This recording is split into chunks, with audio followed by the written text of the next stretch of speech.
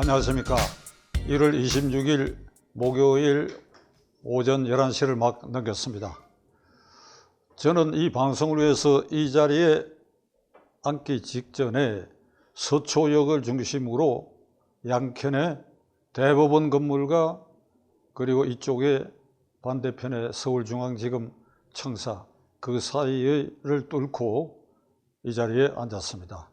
제가 앉은 자리에서 대법원과 중앙지검은 직선거리로 400m가 채 되지 않을 것입니다. 제가 대법원과 서울중앙지검의 위치를 지금 말씀드리게 된 것은 지금 이 나라의 형벌권 행사, 그러니까 사법부의 독립, 이른바 헌법에 규정되어 있는 법관은 헌법과 법률에 의하여 양심에 따라 독립하여 재판한다 라고 하는 그 원칙이 심각하게 훼손되고 있다.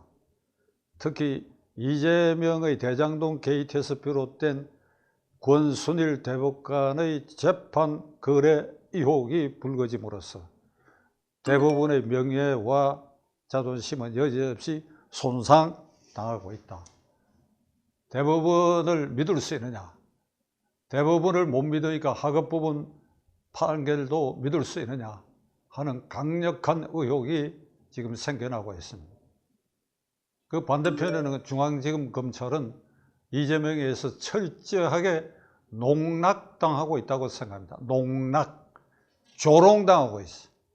제복 입은 경찰관이 강도로 돌변한 경우가 이재명 자신을 향한 검찰의 수사가 정치 탄압이요, 비유컨대 제복을 입은 경찰관이 강도 행각을 벌리는 것과 마찬가지이기 때문에 국회의원인 나에 대해서 불체포 특권이라고 하는 것은 존재해야 된다. 검찰을 조롱, 농락, 그리고 출석 요구에 대해서 28일 토요일 날 가겠다. 평일은 내가 바쁘니까 토요일 가겠다. 검사도 국가공무원인데 토요일 쉬는 날이지요. 그건 아랑곳 없이 그 날짜에 맞추겠다. 하루 갖고는 안 되니까 이틀 사흘 조사를 해야 된다. 아니다. 하루 만에 토요일 날 해치워야 된다. 이게 완전히 검찰을 짓밟는 그런 행태를 보이고 있습니다.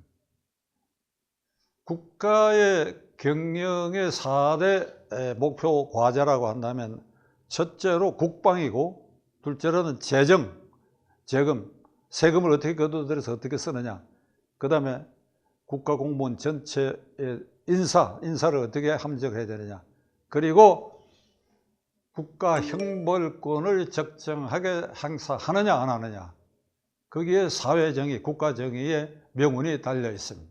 그런데 지금 이 국가 형벌권 행사는 심각하게 훼손되고 있습니다. 시청자 여러분, 전국에 47개의 구치소와 교도소가 있습니다. 거기에 일일 평균 재소자라는 게 매일 이 현금거래은행에서 통계가 내듯이 통계가 나오는데 약 37,000명 내외가 됩니다. 그 중에는 기결수도 있고 미결수도 있는데 자건 37,000명인데 그 중에 국사범 또는 흉악범을 제외하고는 대체로 전체적으로 저는 경제사범이라고 봅니다. 절도, 회사를 경영하다 부도, 그 다음에 뇌물, 이런 거 크게 봐서 경제사범인데, 이 사람들이 지금 구치소 또는 교도소에 앉아가지고 이 사법부의 행태, 그 다음에 검찰이 조롱받고 있는 이 행태를 보고 그들이 어떤 생각을 할 것인가. 우리는 정말 억울하다. 우리는 정말 억울하게 당하고 있다. 이 생각을 할 것 같습니까? 안 할 것 같습니까? 그 수치가 지금 제가 감직한 데는 그 어느 때보다도 굉장히 그 수치가 높다고 저는 판단합니다. 어떻게 하다가 이 지경이 되었느냐.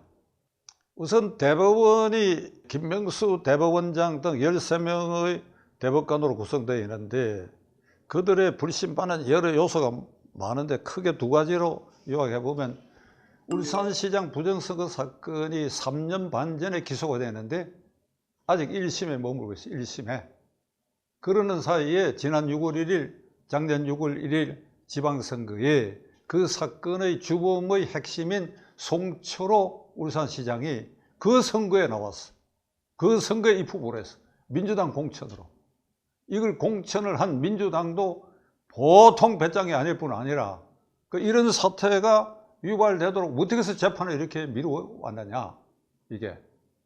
그러니까 문재인 정권 아래서 문재인 권력 비호를 받는 송철호 이 사건에 대해서는 법원이 꼼짝 못하고 있잖아요. 다른 말로 하면 대법원장이 꼼짝 못하는 거 아니에요.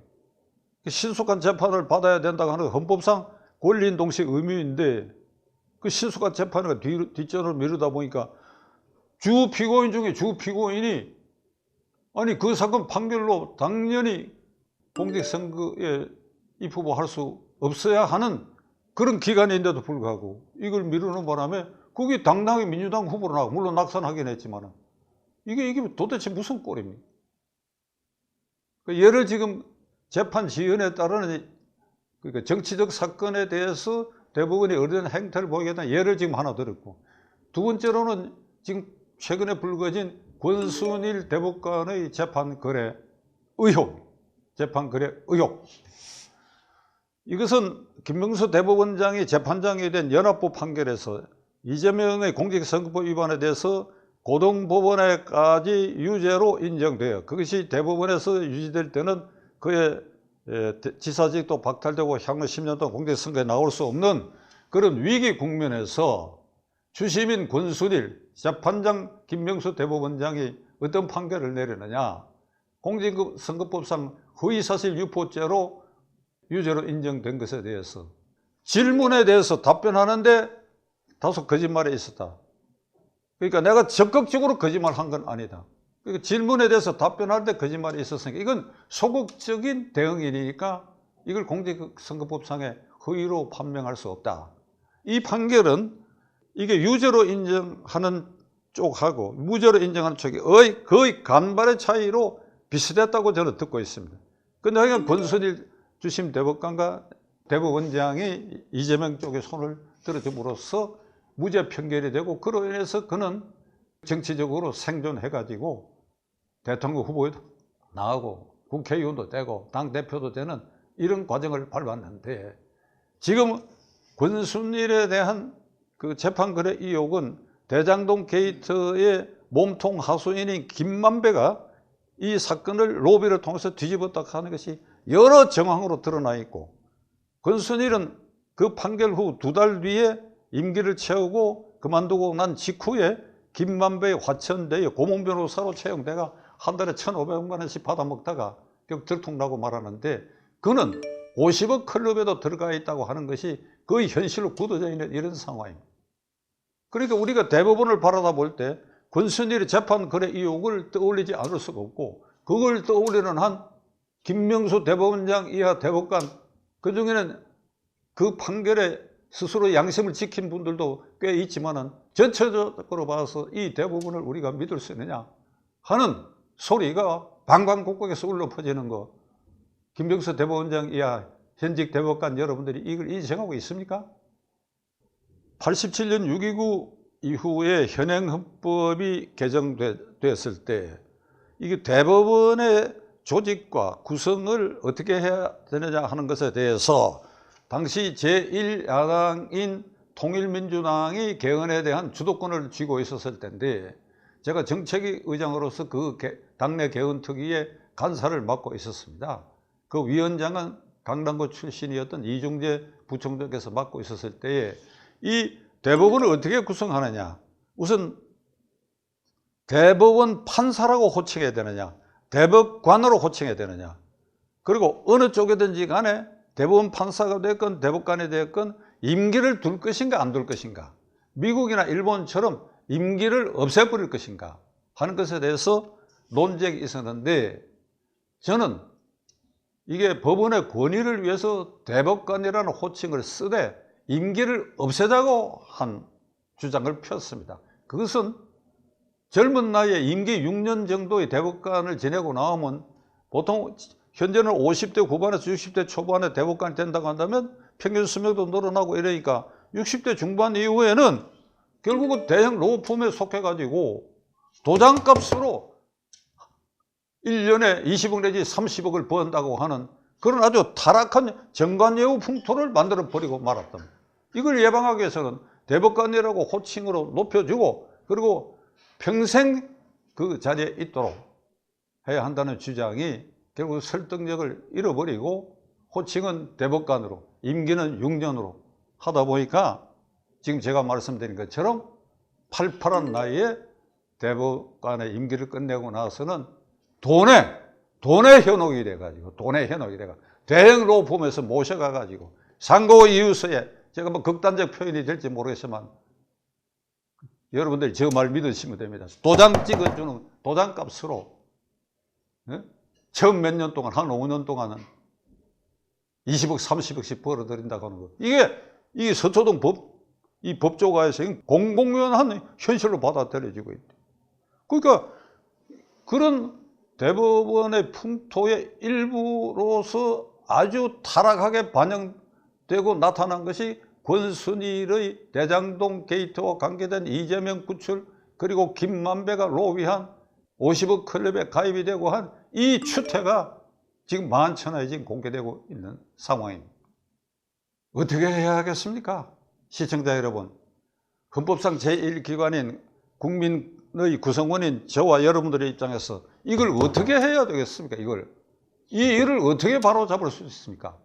어떻게 해야 되겠습니까? 검찰은 지금 철저하게 앞에 말씀드린 것처럼 이재명에 의해서 농락당하고 있습니다. 출두일자도 자기 마음대로 일방적으로 통보해버리고 그것도 하루만 해치우고 말자 그러고 거듭 말씀드리지만은 제복 입은 경찰관의 강도 행각과 비슷하다고 검찰이 자기에 대한 수사를 이렇게 아주 깔아뭉개고 이게 욕설로 퍼붓는 이런 상황까지 진전이 되었습니다. 이렇게 된 데는 이재명의 대장동 게이트와 그와 관련된 일련의 모든 사건이 문재인 정권 아래서 터져 나온 겁니다. 대장동 게이트의 몸통이 이재명이라고 하는 것은 벌써 재작년이 됐지요. 민주당의 대통령 후보 경선 과정에서 이낙연 캠프에서 이것을 샅샅이 드러내야 돼요. 그 당시 설문 이유는 이 사람이 대통령 후보가 된다 하더라도 감옥 갈 수밖에 없다. 이런 주장까지 나와서 검찰이 이걸 어쩔 수 없이 수사하는 둥 마는 둥 대책 뚜껑을 덮었던 것이지 윤석열 정권 들어오고 표적 수사를 하고 정치 탄압을 하기 위해서 이 수사를 시작했던 게 아닙니다. 윤석열 정권 들어와서 오히려 수사가 속도가 더디다 보니까 이재명이 저런 바로까지 등장했다. 따라서 저는 오늘 이 순간에 검찰 중앙지검에 대해서 이렇게 주장하려고 합니다. 이번에 소환하는데 대장동 게이트 그 몸통의 업무상 배임죄에 초점을 맞춘 것 같은데 아닙니다. 플러스해서 권순일 사법 거래를 한묶음으로 해갖고 구속영장을 청구해야 된다고 봅니다. 왜 그런가? 권순일 사건이야말로 이재명을 살려준 오늘의 이 파동의 주인공으로 생존케 한 아주 근원적인 판결을 낸 것이 권순일이고 거기에 대해서 김만배가 접촉을 했고 공개적 접촉이 8번 대법관실에 8번 찾아갈 수 있었다 그러면 집으로 딴 장소였습니다. 왜 안 만났겠어요? 그러니까 이 사건을 두 동강을 하나로 묶어가지고 그리고 그 이후에 50억 클럽에 대한 나머지 사건 그리고 그 이후에 성남FC 같은 나머지 사건은 주변적 사건으로 보고 우선은 이번 이 소환을 계기해갖고 대장동 몸통의 업무상 배임 그리고 권순일과의 재판 거래 이것을 묶어가지고 엄정하고 신속한 사법 처리를 함으로써 그가 검찰을 더 이상 조롱하거나 짓밟거나 이게 국가형벌권 행사의 생태계를 파괴하려 들려고 하는 이런 적대적 행위를 종식시킬 수 있으라고 생각합니다. 결론을 내리겠습니다.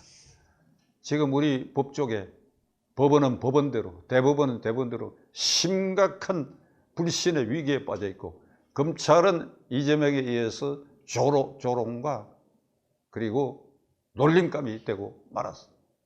이걸 극복하기 위해서는 각자가 제자리로 돌아가야 되는데 사법부가 제자리에 돌아가는 것은 요원한 일이라고 저는 생각합니다. 시간이 걸리고 제도도 개혁해야 되고 요원한 일이라고 생각합니다. 그러나 검찰이 조롱받는 것은 한순간에 이것을 끝장낼 수 있다고 저는 확실합니다. 검찰의 분발을 바람하지 않습니다. 끝까지 시청해 주셔서 감사합니다.